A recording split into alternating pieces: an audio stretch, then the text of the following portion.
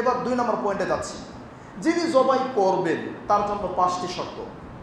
যিনি জবাই করবেন, ভালো করে খেয়াল করেন, 5টা শর্তের প্রথম যে শর্ত, এটি ইবনে আবিদিন, হানাফি মাযহাবের একটি কিতাব, ইবনে আবিদিনের হাসিয়া 5 নম্বর খণ্ড 188 নম্বর পৃষ্ঠা।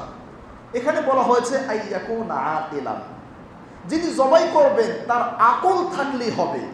সাওয়াউন কানা রাজুলান আও ইমরাতান, হতে পারে পুরুষ, হতে পারে নারী। বালিগান আও গায়রু বালিগিন, হতে পারে প্রাপ্তবয়স্ক, হতে পারে অপ্রাপ্তবয়স্ক। নারী এবং পুরুষে কোনো ভেদাভেদ নেই, ছোট এবং বড়তে কোনো ভেদাভেদ নেই। একটাই শর্ত, আকল থাকতে হবে, বুদ্ধি থাকতে হবে। 9 বছরের বাচ্চা, সেও যদি বুঝে কেমনে জবাই করতে হবে, সেও যদি এই বিষয়গুলো সম্পর্কে তার জানা থাকে বা সাহস থাকে, সেই বাচ্চাও জবাই করতে পারবে, আপনার স্ত্রীও জবাই করতে পারবে। প্রিয় ভাইয়েরা, তবে 5 শ্রেণীর জবাই, 5 স্তরের মানুষের জবাই খাওয়া যাবে না। 1, পাগল ব্যক্তি জবাই করলে সেটা খাওয়া যাবে না। 2, এমন ছোট বাচ্চা আল্লাযী লা ইয়াকিল, যার আকল হয় নাই, এই বাচ্চা জবাই করলে সেই বাচ্চার জবাই খাওয়া যাবে না। 3, নেশাগ্রস্ত ব্যক্তি, যার মাথা ঠিক নাই, এই ব্যক্তির জবাই খাওয়া যাবে না। 4, অগ্নি পূজক, যারা অগ্নির পূজা করে, এক কথায় মুশরিক, এর জবাই খাওয়া যাবে না। এবং 5 নাম্বার হচ্ছে যারা মূর্তির নামে জবাই করে, যুবিহা বিন নুসুব, যারা মূর্তির নামে জবাই করে, সেই জবাইটাও খাওয়া যাবে না। তাহলে এই 5 শ্রেণী। 1 নাম্বার নেশাগ্রস্ত, 1 নাম্বার হচ্ছে ওই ব্যক্তি যার কোনো আকল নাই, পাগল। 2 নাম্বার ছোট বাচ্চা। 3 নাম্বার নেশাগ্রস্ত ব্যক্তি। 4 নাম্বার অগ্নি পূজকের জবাই। 5 নাম্বার মূর্তির নামে জবাই করে, এক কথায় মুশরিক, এদের জবাই খাওয়া যাবে না। আচ্ছা, এবার 2 নম্বর শর্ত, জবাইকারীর প্রথম শর্ত কি? আকল থাকতে হবে। দ্বিতীয় শর্ত আইয়াকুনা মুসলিমান, সাওয়াউন কানা ইয়াহুদিয়ান আও নাসরানিয়া। মুসলিমের জবাই খাওয়া যায়, তবে ইহুদি এবং খ্রিস্টানের জবাই খাওয়া যায়। ইহুদি এবং খ্রিস্টান যদি জবাই করে, সেটা আপনি খেতে পারেন। যেমন আল্লাহ সুবহানাহু ওয়া তাআলা কুরআন মাজিদের সূরা মায়েদার 3 নম্বর আয়াতে উল্লেখ করেছেন, ওয়া তুআমুল লাযীনা উতুল কিতাব, উতুল কিতাব মানে আহলে কিতাব, যারা আহলে কিতাব ইহুদি এবং খ্রিস্টান, তাদের খাবার হিল্লুল লাকুম, তোমাদের জন্য হালাল করা হয়েছে। ওয়া তুআমুকুম, এবং তোমাদের খাবার হিল্লুল লাহুম, তাদের জন্য হালাল করা হয়েছে। তাদের খাবার তোমাদের জন্য হালাল, তোমাদের খাবার তাদের জন্য হালাল। এখানে খাবার বলতে কি? আব্দুল্লাহ বিন আব্বাস রাদিয়াল্লাহু আনহু সহিহ বুখারীর ব্যাখ্যায় এই হাদিসটা নিয়ে আসা হয়েছে। আব্দুল্লাহ বিন আব্বাস বলছে, এখানে খাবার বলতে জবাইকে উদ্দেশ্য করা হয়েছে। যেহেতু রাইসুল মুফাসসিরিন তাফসীর সবচেয়ে বেশি বুঝতেন, আল্লাহ বলছে তোমাদের খাবার তাদের জন্য হালাল।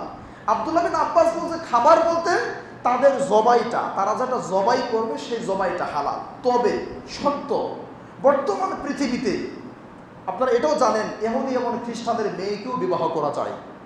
ইহুদি খ্রিস্টানদের মেয়েকেও মুসলমানের সন্তান বিবাহ করতে পারবে, যেটা এই আয়াতে আল্লাহ বলছেন। যে আল্লাহ সুবহানাহু ওয়া তাআলা বলছেন যে আল-ইয়াওমা উহিল্লা লাকুমুত তাইয়্যিবাত ওয়া তুআমুল লাযীনা উতুল কিতাবা হিল্লুল লাকুম ওয়া তুআমুকুম হিল্লুল লাহুম ওয়াল মুহসানাতু মিনাল মুমিনাত ওয়াল মুহসানাতু মিনাল লাযীনা উতুল কিতাব। ইহুদি এবং খ্রিস্টানদের যে নারীরা আছে, তাদেরকে বিবাহ করতে পারো। ইদা আতাইতুমুহুন্না উজুরাহুন্না, যখন তোমরা তাদেরকে তাদের মোহর দিয়ে দিবে। তো এখন কথা, আহলে কিতাবের মেয়েকেও বিবাহ করা যায়, আহলে কিতাবের জবাই করা প্রাণীকেও খাওয়া যায়। কেমন আহলে কিতাব? এটা এমন আহলে কিতাব, বর্তমান পৃথিবীতে খুঁজলে এরকম আহলে কিতাব হয়তো একটাও পাবেন না।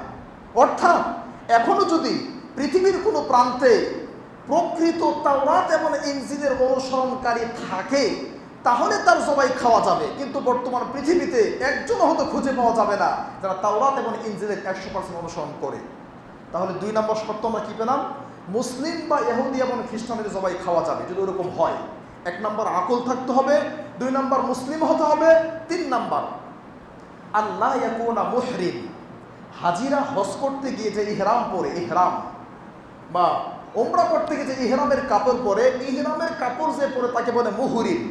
এই মুহরিম ব্যক্তি হারামের সীমানায় তার এই কাপড় সহকারে ইহরাম অবস্থায় কোনো প্রাণী শিকার করে জবাই করতে পারবে না। যেমন আল্লাহ কোরআন মাজিদের সূরা মায়েদার 95 নম্বর আয়াতে বলছেন লা তাকতুলুস সাইদা ওয়া আনতুম হুরুম, ইহরাম অবস্থায় তোমরা কোনো প্রাণীকে শিকার করো না। 96 নম্বর আয়াতে বলছেন ওয়া হুররিমা আলাইকুম, তোমাদের জন্য হারাম সাইদুল বাররি, স্থলভাগের কোনো প্রাণীকে শিকার করা, মা দুমতুম হুরুমা, যতক্ষণ পর্যন্ত তোমরা মুহরিম থাকবে।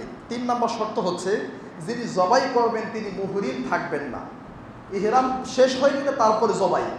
4 নম্বর আইয়ুসাম্মা আলা জাবিহা, ওই প্রাণী জবাই করার সময় বিসমিল্লাহ বলতে হবে। সহিহ বুখারীর 5558 নম্বর হাদিস, রাসূলুল্লাহ সাল্লাল্লাহু আলাইহি ওয়াসাল্লাম বলছেন মা আনহারাদ দাম ওয়া যুকিরা ইসমুল্লাহি ফাকুল, যেই প্রাণী জবাই করার সময় বিসমিল্লাহ বলা হয়েছে ফাকুল, সেটা তোমরা খাও। আর আল্লাহ কোরআন মাজিদে সূরা আনআমে বলছেন ওয়ালা তাকুলু মিম্মা লাম ইউযকার ইসমুল্লাহ, যেই প্রাণী জবাই করার সময় বিসমিল্লাহ বলা হয় না সেটা তোমরা খেও না। ওয়া ইন্নাহু লাফিস, এটা খারাপ, এটা অপছন্দনীয়, এটা ভক্ষণযোগ্য নয়। আর পৃথিবীর সকল বিদ্বানগণ প্রায় ঐক্যমত পোষণ করেছে দুটি বিষয়ে। প্রথম বিষয়, কেউ যদি ইচ্ছা করে জেনে শুনে বোঝে সজ্ঞানে বিসমিল্লাহ না বলে জবাই করে সেই প্রাণী খাওয়া যাবে না। তবে কোনো মুসলমান যদি জবাই করার সময় বিসমিল্লাহ ভুলে যায় তাহলে তারটা খাওয়া যাবে। প্রিয় ভাইয়েরা, 5 নম্বর শর্ত আল্লাহ ইয়াহিল্লা বিদ্যাবিহি লিগাইরিল্লাহ, আল্লাহ রাব্বুল আলামিনকে বাদ দিয়ে কারো সম্মানে ওই প্রাণী জবাই করা যাবে না। যেমনটি আল্লাহ কোরআন মাজিদের সূরা মায়েদার 3 নম্বর আয়াতে বলছেন হুররিমাত আলাইকুম, তোমাদের জন্য হারাম। বলতে বলতে বলতে শেষ পর্যায়ে বলছেন ওমা উহিল্লা লিগাইরিল্লাহি বিহি, আল্লাহ ছাড়া অন্য কারো নামে যদি অন্য কারো সম্মানে জবাই করা হয় সেটা তোমাদের জন্য হারাম। রাসূল সাল্লাল্লাহু আলাইহি ওয়াসাল্লাম বলছেন সহিহ মুসলিমের 1978 নম্বর হাদিস, আল্লাহ নবী বলছেন লাআন আল্লাহ, আল্লাহ অভিশাপ দিয়েছেন, আল্লাহ অভিশাপ করেছেন মান যাবাহা লিগাইরিল্লাহ, যারা আল্লাহ ছাড়া অন্য কারো নামে জবাই করবে। এই হলো 5টা শর্ত।